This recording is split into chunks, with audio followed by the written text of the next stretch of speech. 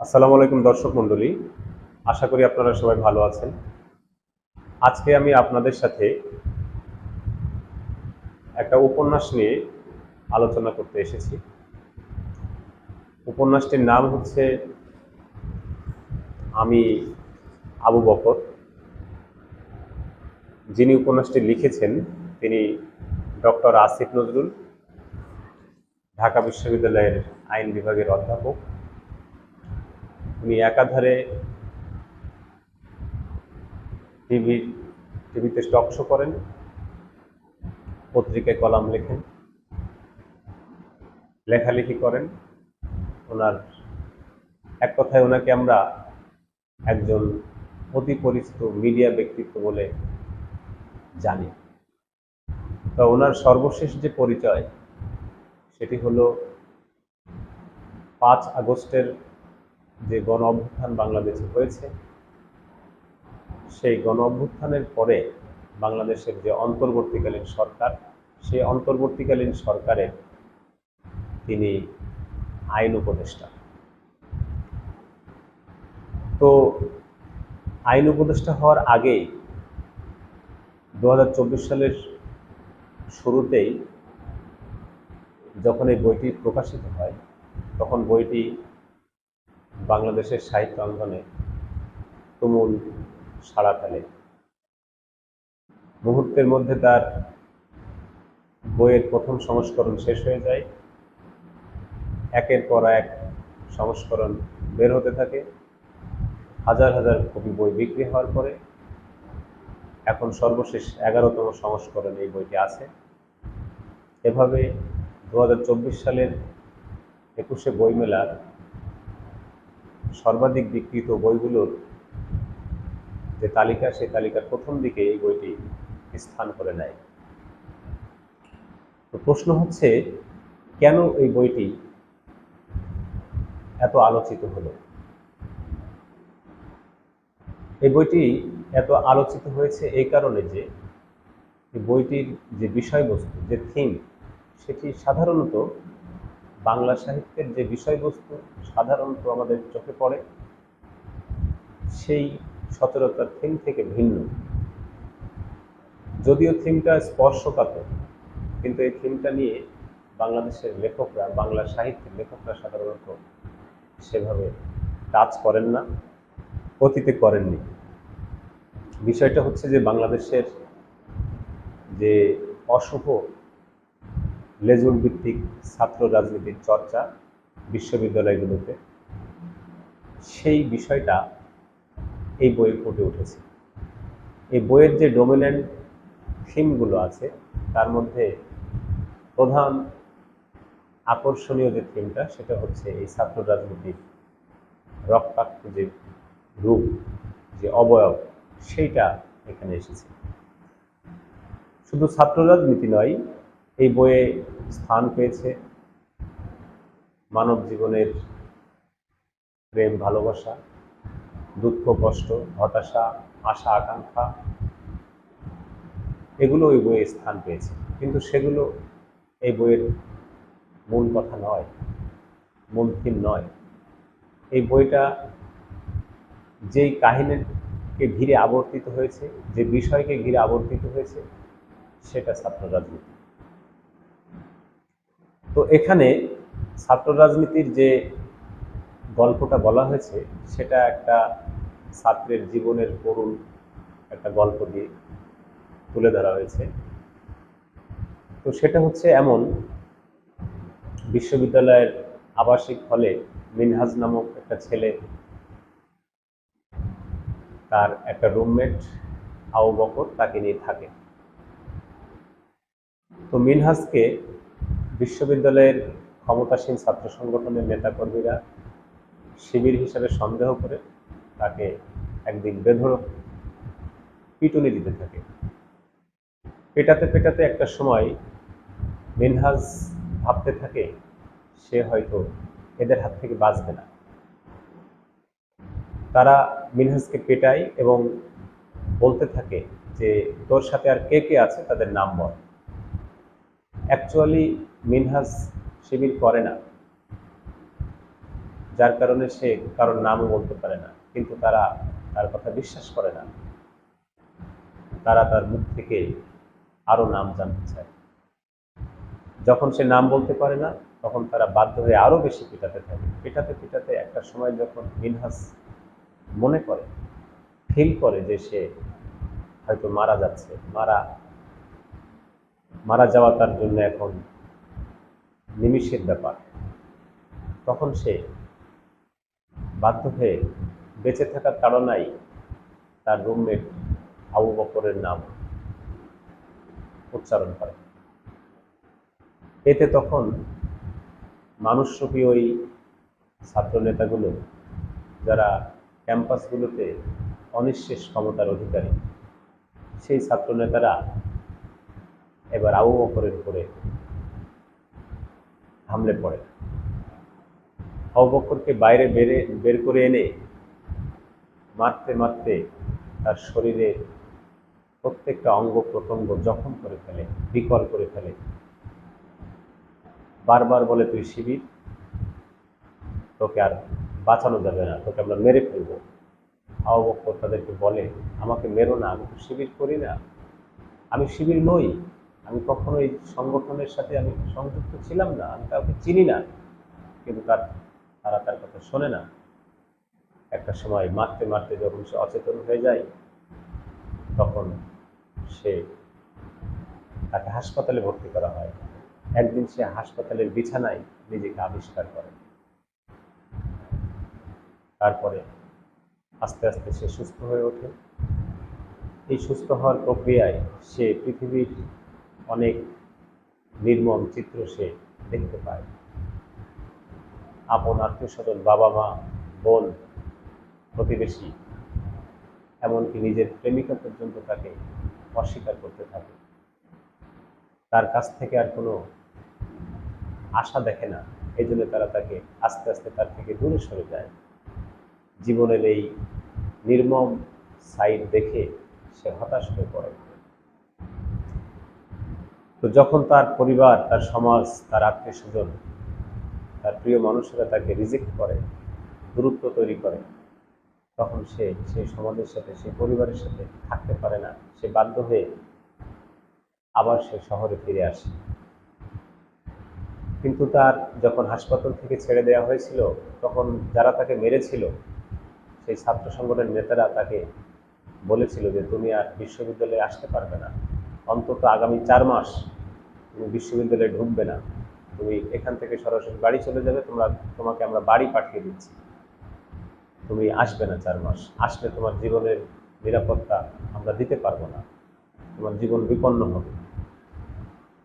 তো এই কারণে সে বাড়ি গিয়েছিল। কিন্তু বাড়িতে যে যখন আত্মীয় স্বজনের কাছে এই ধরনের আচরণ সে লক্ষ্য করলো, তখন সে আর নিজের কোনো ভবিষ্যৎ না পেয়ে সে অসহায় হয়ে সে আবার শহরে ফিরে আসলো।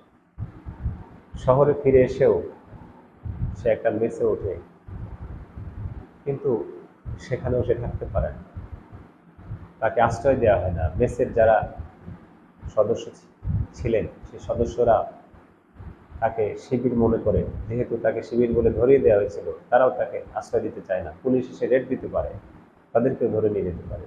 এই জন্য একটা মেসেও তার জায়গা হয় না, স্থান হয় না। তার একটা চাচা ছিল শহরে, সেই চাচার বাড়িতেও তার আশ্রয় হয় না, আত্মীয় স্বজনরা তাকে আশ্রয় দেয় না, তাকে অবজ্ঞা করে। তো তখন সে নিদারুণ অসহায় হয়ে বিশ্ববিদ্যালয়ে আবার ফিরে আসতে চায়, কিন্তু ফিরে আসতে পারে না। সে তার পড়ালেখাটা শেষ করতে চায়, কিন্তু পড়ালেখাটা সে শেষ করতে পারে না।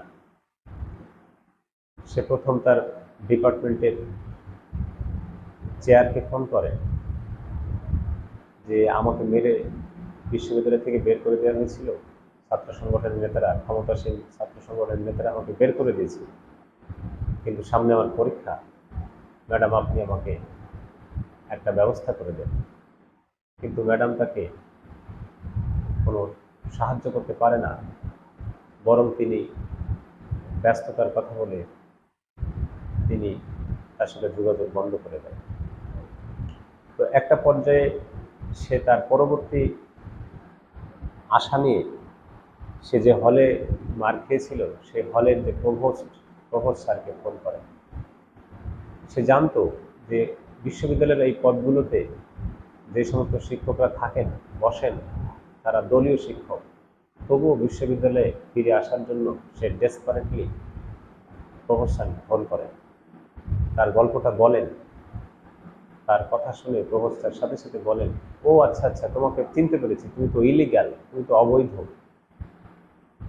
এভাবে তাকে কোনো সহযোগিতা না করেই তাকে বলা হয় যে তুমি বিশ্ববিদ্যালয়ের প্রক্টর স্যারকে ফোন করো, এই সমস্ত মারামারির ব্যাপার বিশ্ববিদ্যালয়ের প্রক্টর স্যারের দায়িত্ব।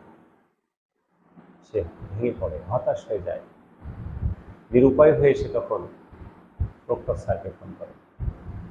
প্রক্টর স্যারকে যখন সেই কথাগুলো বলে, তখন প্রক্টর স্যার তাকে সাথে সাথে বলে, আচ্ছা আচ্ছা, বুঝতে পেরেছি, তুমি তো শিবির, তোমার গল্প আমি পত্রিকায় পড়েছি, আমি শুনেছি, তুমি তো শিবির, তোমার রুম চেক করা হয়েছিল, তোমার মোবাইল চেক করা হয়েছিল, তুমি অবশ্যই শিবির করো, এই জন্য তারা মারধর করেছে, এমনি এমনি কি তারা তোমাকে মেরেছে?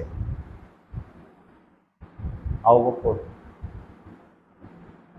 তাকে বারবার বোঝানোর চেষ্টা করে, না স্যার, আমি শিবির করি না, শিবিরের সাথে আমার কোনো সংযোগ নাই। কিন্তু ডক্টর স্যার শোনেন না। তিনি বলেন, না, তুমি আমার সাথে মিথ্যা কথা বলো, তুমি আমার সাথে চ্যালেঞ্জ করো, তুমি শিবির, তোমাকে আমি কিচ্ছু করতে পারবো না। তখন আবু বকর বলে, স্যার, তাহলে আমি কোথায় যাব? তখন ডক্টর স্যার বলেন, পাকিস্তানে, তুমি পাকিস্তানে চলে যাবে। আবু বকর বিশ্বাস করতে পারে না নিজের কানকে। সে আবার শুনতে চায়, স্যার, আপনি আমাকে কোথায় যেতে বললেন? তখন বলছে, তুমি বুঝতে পারোনি, পাকিস্তান, পেয়ারে পাকিস্তান, চলে যাও। বলেই স্যার ফোন কেটে দেয়। এই যখন পরিবেশ পরিস্থিতি, বিশ্ববিদ্যালয়ের শিক্ষকরা তাকে আশ্রয় দেয় না, মেসের প্রাক্তন বড় ভাইরা যখন তাকে আশ্রয় দেয় না, পরিবারের বাবা মা যখন তাকে নিয়ে সন্দেহ প্রকাশ করে, লজ্জা পায়, নিজের চাচা যখন তার বাসায় আশ্রয় দেয় না, তখন সে বাধ্য হয়ে চিন্তা করে, আমাকে বিশ্ববিদ্যালয়ে ফিরতে হবে, বাই হোক আর বাই হোক।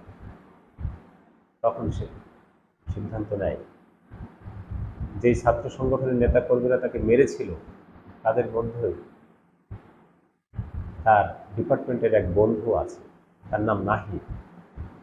তো একটা পর্যায়ে নাহিদকে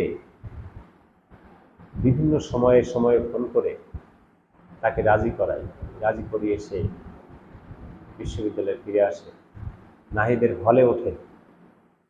নাহিদ ছিল ছাত্র সংগঠনের, ক্ষমতাসীন ছাত্র সংগঠনের দুর্ধর্ষ ক্যাডার। নাহিদ তাকে আশ্রয় দেয়, যদিও তার নামে শিবিরের ব্লেম, কিন্তু নাহিদ তাকে আশ্রয় দেয়। এখন আর আবু বকরের গায়ে কেউ টাচ করতে পারে না, তার দিকে আর চোখে কেউ তাকাতে পারে না।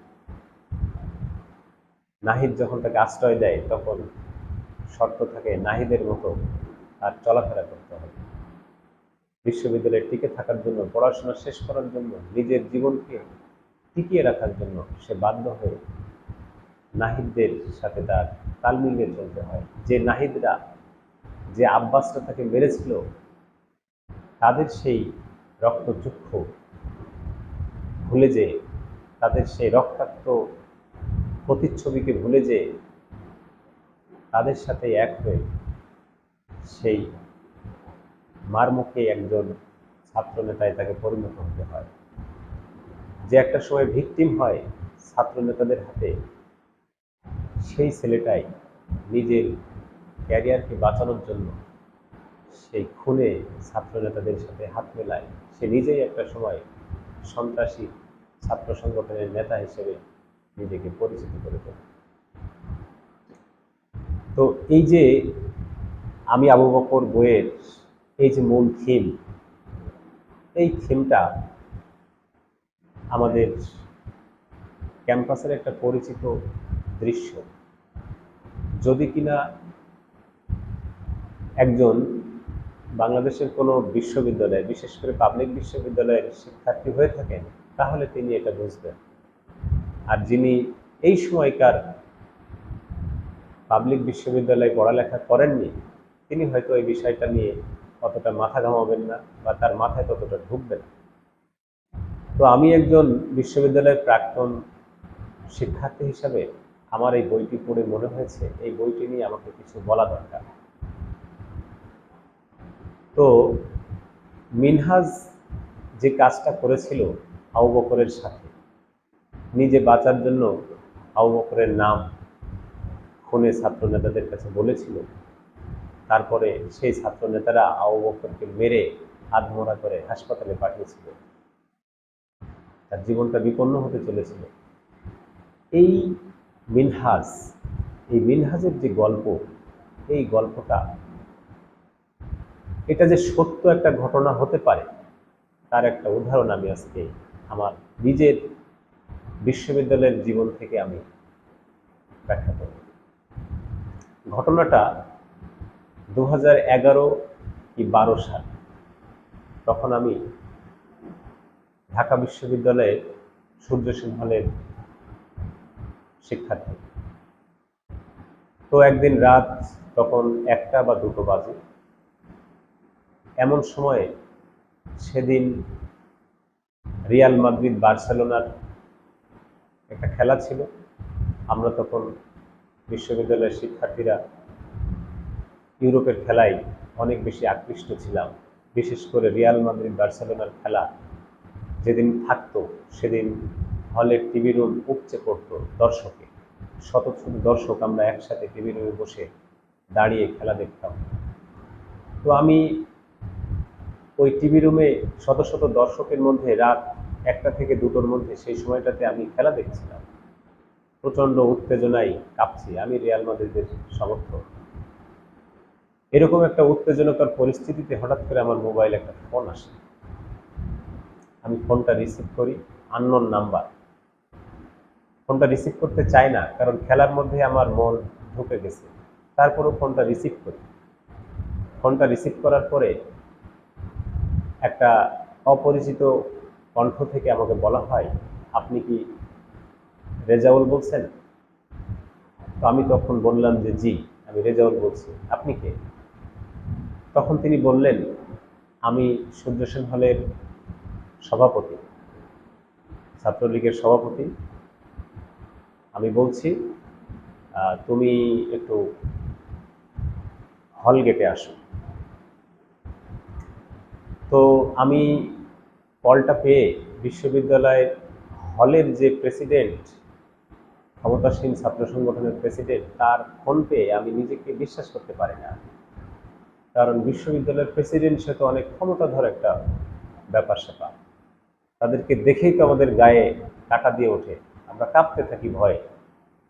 সেই ব্যক্তি রাত 1টার সময় তো ফোন করছে, এটা তো অবিশ্বাস্য, এটা একটা ভয়ের ব্যাপার, আলোড়ন সৃষ্টিকারী ব্যাপার। তো আমি ভয়ে কাঁপতে কাঁপতে, আমার ওদিকে আনন্দ তো শেষ, খেলার তো যে ইমেজটা সেটা তো শেষ। তো একটা পর্যায়ে আমি টিভি রুম থেকে বের হয়ে আসি। বের হয়ে এসে আমি কাঁপা কাঁপা পা নিয়ে হল গেটে যাই। হল গেটে যেয়ে দেখি বিশ্ববিদ্যালয়ের সভাপতি, ছাত্রলীগের হলের সভাপতি, ওনার নাম আবু সাইদ। তো উনি আমাকে ওনার সামনে দাঁড় করালেন, দাঁড় করে জিজ্ঞেস করলেন যে তুমি রেজাউল? জি, আমি রেজাউল। কত নম্বরে থাকো? 106 নম্বরে থাকি। চারপাশে তাকিয়ে দেখি শত শত ছাত্রলীগের নেতাকর্মী। একটু দূরে তাকিয়ে দেখি পুলিশ, সাংবাদিক ঘরে ঘরে দাঁড়িয়ে আছে। আমি তো কাঁপতে থাকি, এ কোথায় এসে পড়লাম, কি রাত, ভয়ে কাঁপতে থাকি। তো একটা পর্যায়ে সভাপতি ভাই আমাকে বললেন, তোমার রুমে, আমি নামটা বলছি না, তো তোমার রুমে কি এই নামে কোনো ছেলে থাকে? উনি একটা ছেলের নাম বললেন। তো আমি বললাম যে জি ভাই, আমার রুমে এই নামে ছেলেটা থাকে। তো উনি বলছেন এই ছেলে যে হিজবুত তাহরির করে, তুমি কি এটা জানো, তোমার রুমমেট? তো আমি তো, আমার মাথায় যেন আকাশ ভেঙে পড়লো। আমি জানি হিজবুত তাহরির বাংলাদেশের নিষিদ্ধ ঘোষিত একটা সংগঠন। আর সেই সময় ক্যাম্পাসগুলোতে, হলগুলোতে শিবির, হিজবুত তাহরির, হিজবুত তাওহীদ এই সমস্ত নাম উচ্চারণ করা যায় না। আর সেখানে আমার রুমমেট হিজবুত তাহরির করে, এই অভিযোগ। আর আমি জানি না, আমি তো আকাশ ভেঙে পড়ছে আমার মাথায়, আমি ভয়ে কাঁপছি। আমি তখন কি উত্তর দেব? আমি বলছি যে ভাই, না আমি তো কখনো শুনি নাই। আমার রুমমেট ও যে হিজবুত তাহরির করে আমি জানি না, আমি কখনো তার মুখ থেকে শুনি নাই, সে আমাকে কখনো বলে নাই। আর এটা সন্দেহ করতে পারিনি কখনো, সেরকম মনে হয়। তো বলছে যে তুমি, ঠিক আছে, যদি জেনেও থাকো এখন তোমাকে বলবে না, তো তুমি এক কাজ করো, তোমার মোবাইল থেকে ওকে ফোন করে আমাদের সামনে ডেকে আনো। তবে হ্যাঁ, তুমি যদি বলো যে আমি হলের প্রেসিডেন্টের সামনে দাঁড়িয়ে আছি, তুমি আসো, তাহলে সে আসবে না। তাহলে তুমি কিভাবে তাকে বলবে? তুমি ফোন করো, ফোন করে বলো যে তুমি কোথায়, তুমি একটু হল গেটে আসো।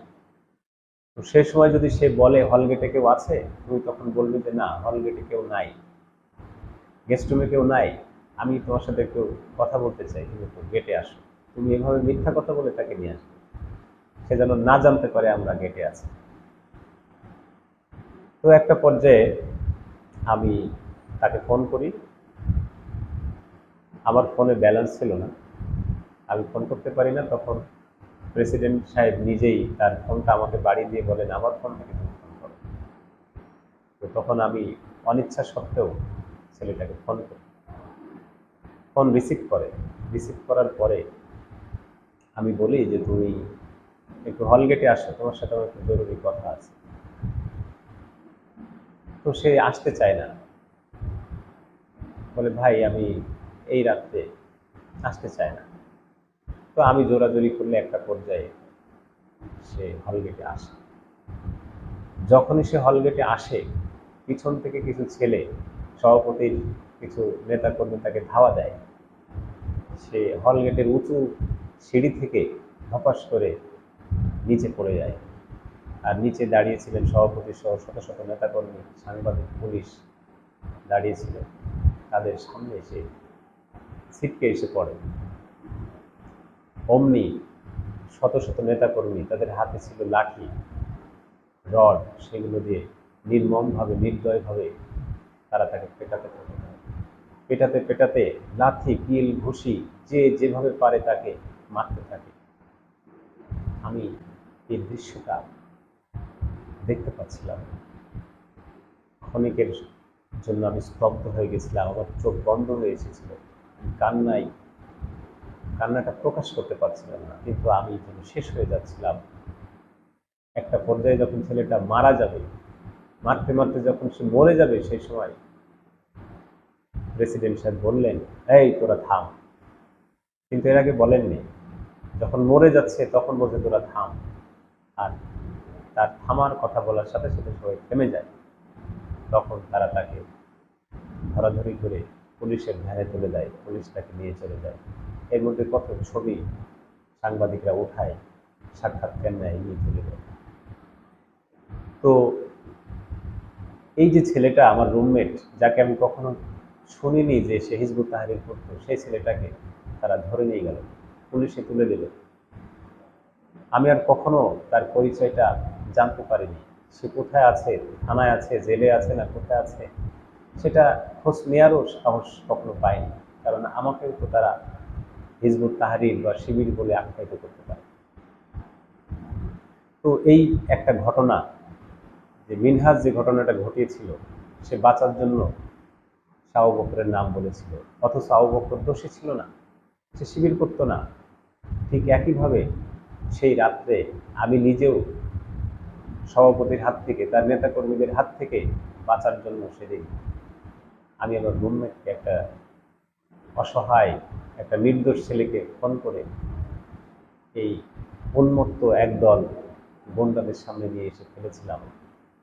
তারা তাকে আধমরা করে পুলিশের গাড়িতে তুলে দিয়েছিল। আমি জানি না সেই ছেলেটা পরবর্তীতে কি অবস্থায় নিজেকে আবিষ্কার করেছে, আমি আর কখনো জানতে পারিনি।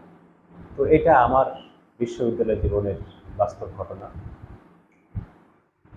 আর আমরা তো সবাই জানি, পেপার পত্রিকার কল্যাণে আমরা জানি যে 2010 সালে ঢাকা বিশ্ববিদ্যালয়ে এফ রহমান হলে আবু বকর নামে একটা ছেলে, এই আসিফ নজরুলের বইয়ের যে নাম আবু বকর, এই আবু বকর নামে একটা ছেলে, একটা মেধাবী গরিব ঘরের একটা ছেলে, ছাত্রলীগের দুটো গ্রুপের মধ্যে সংঘর্ষে নির্মমভাবে সে গুলিবিদ্ধ হয়ে মারা যায়।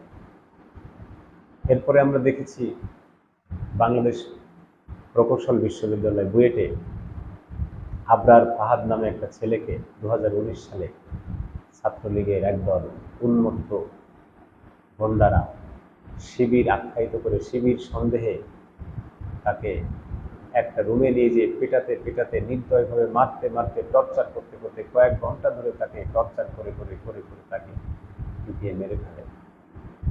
এই ঘটনাটার ভিডিও ফুটেজ সে সময় সারা বাংলাদেশে ছড়িয়ে পড়ে। তো এই ঘটনাটার সাক্ষী সারা দেশের মানুষ। তো আমি আমার বিশ্ববিদ্যালয় জীবন থেকে এই ঘটনাটা নিজে আমি সাক্ষী ছিলাম। এছাড়াও শিবির আখ্যায়িত করে আর কত শিক্ষার্থীকে ক্ষতিগ্রস্ত করা হয়েছে, তাদের জীবন নষ্ট করা হয়েছে, সেগুলো যদি বলি আরও অনেক বড় হয়ে যাবে। আমার বিশ্ববিদ্যালয়ে আমার ডিপার্টমেন্টের আমারই বন্ধু সহপাঠী, ওর নাম ছিল আজমি, আমাদের সাথে অনার্সে সে ফার্স্ট হয়েছিল। শুধু সে ডিপার্টমেন্টে আমাদের ব্যাচে ফার্স্ট হয়নি, সে আমাদের আগে আরও 10টা থেকে 12টা ব্যাচের মধ্যে সর্বোচ্চ রেজাল্ট করেছিল। তার আগের 15-20টা বছরের মধ্যে সে সর্বোচ্চ রেজাল্ট করেছিল ডিপার্টমেন্টে। তো সেই ছেলেকে শিবিরের ব্লেম দিয়ে ধরে নিয়ে যাওয়া হয়। তো তাকে যখন ধরে নিয়ে যাওয়া হয় তার কিছুদিন আগে বিশ্ববিদ্যালয়ের আমার যে হল, সূর্য সেন হলের যে ছাত্রলীগের সেক্রেটারি, উনি একদিন আমাকে তার এক কর্মীর মাধ্যমে তার রুমে ডেকে নিয়ে যান। সেখানে ডেকে নিয়ে যেয়ে আমাকে এই আমার সহপাঠী আজমি সম্বন্ধে অনেক কিছু জিজ্ঞেস করে, অনেক কিছু প্রশ্ন করে। তো আমি সেই প্রশ্নগুলো তাকে বলি, উত্তর দিই।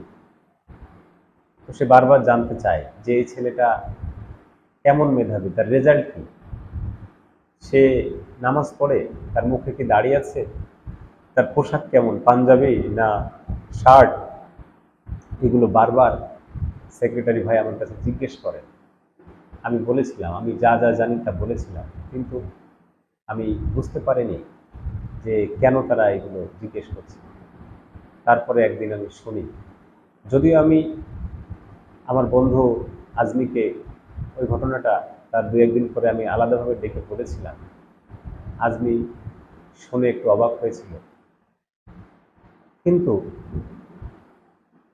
আমি বুঝতে পারিনি আজমি আসলে আমার এই বলা কথাগুলো কিভাবে নিয়েছে। তার মধ্যে কোনো ভাবলেশন খুঁজে পাইনি। তার কিছুদিন পরে আমরা জানতে পারি আজমি নামক আমাদের সেই সহপাঠীকে পুলিশ ধরে নিয়ে গেছে। কি অভিযোগ? সে নিষিদ্ধ সংগঠন, স্বাধীনতা বিরোধী সংগঠন শিবির করে। এই অভিযোগে ঢাকা বিশ্ববিদ্যালয়ের ইংরেজি বিভাগের সবচেয়ে মেধাবী শিক্ষার্থী, তাকে পুলিশ ধরে নিয়ে গেছে। তো তাকে ধরে নিয়ে যাওয়ার পরে তাকে আর মাস্টার্সের পরীক্ষায় বসতে দেওয়া হয়নি।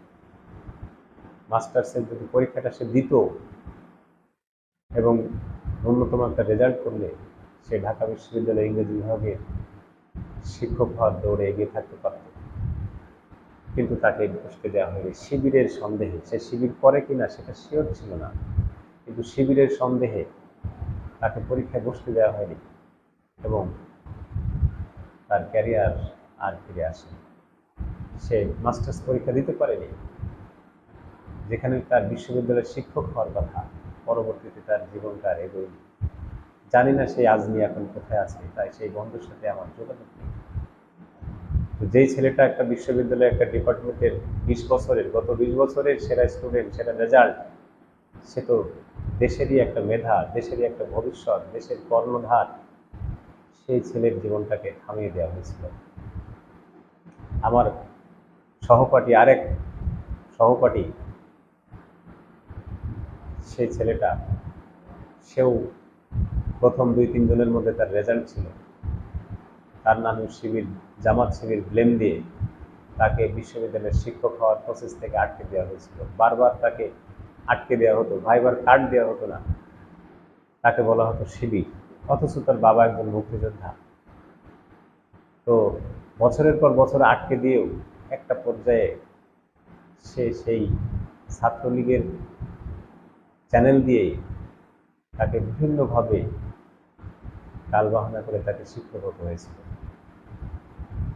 তো সে শিক্ষক হওয়ার গল্পটা আমাদেরকে বলে, আমি নাম বলছি না, ঢাকা ইউনিভার্সিটির ইংরেজি বিভাগের আমার বন্ধু, সে শিক্ষক হয়েছে, কিন্তু অনেক চড়াই উতরাই পার হয়ে অনেক কষ্ট করে ছাত্রলীগের উচ্চ পর্যায়ের নেতা ধরে তাকে কৌশলে তার এই শিক্ষক হতে হয়েছে।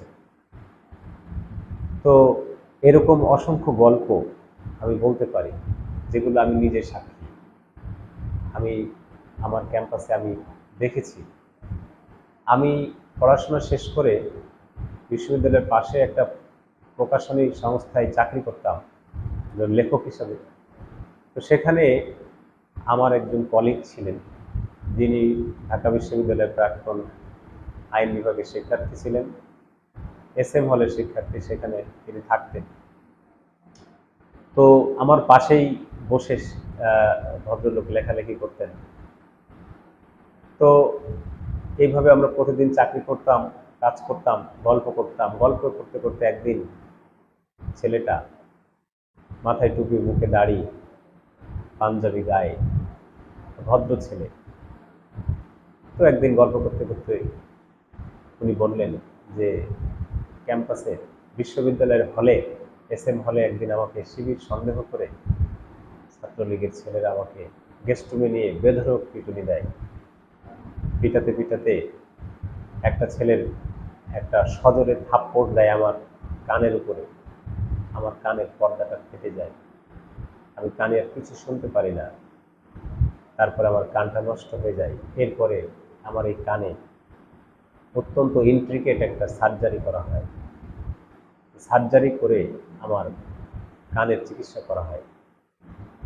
তো এই যে ঘটনাগুলো, ছাত্র রাজনীতির যে বাস্তব চিত্র, এই চিত্রগুলো আমরা হয়তো অনেকে জানি না বা আমরা সচেতন না এই বিষয়ে। আমাদের সাহিত্যে, পেপার পত্রিকায় এই বিষয়গুলো সেভাবে আসে না। আমাদের বিশ্ববিদ্যালয়ের হলগুলোতে যে গণরুম আছে, যেখানে টর্চার করা হয়, গণরুম, গেস্ট রুম, এই জায়গাগুলোতে ক্ষমতাসীন ছাত্র সংগঠনের নেতাকর্মীরা আমাদেরকে টর্চার করে, ছাত্রদেরকে টর্চার করে। ছাত্র সংগঠনের দলীয় মিছিল মিটিংয়ে না গেলে তাদেরকে সেখানে মারধর করা হয়, তাদের রুম থেকে বের করে দেওয়া হয়, তাদেরকে শিবির আখ্যায়িত করে মারধর করে তাদেরকে পুলিশের গাড়িতে তুলে দেওয়া হয়। এভাবে কত শত, কত হাজার হাজার নিরীহ ছাত্র, যারা কখনো নিষিদ্ধ সংগঠন করেনি, তারা এই অসুস্থ ছাত্র সংগঠনের, ছাত্র রাজনীতির বলি হচ্ছে। এই জিনিসটাই ডক্টর আসিফ নজরুল আমি আবু বকর নামক বইয়ে অত্যন্ত সুচারুভাবে তুলে ধরার চেষ্টা করেছি। তো আমি গত কিছুদিন আগে, 1 মাস আগে, এই বাংলাদেশের অসুস্থ লেজুর ভিত্তিক ছাত্র রাজনীতি বন্ধ করার একটা প্রয়াস নিয়েই আমি ডেইলি স্টার বাংলা ওয়েবসাইটে একটা কলাম লিখেছিলাম। কলামটার শিরোনাম ছিল লেজুর ভিত্তিক ছাত্র রাজনীতি বন্ধের এখনই সময়। তো এই লেখায় আমি দেখিয়েছিলাম, বিভিন্ন তথ্যপত্র ঘেটে আমি দেখিয়েছিলাম,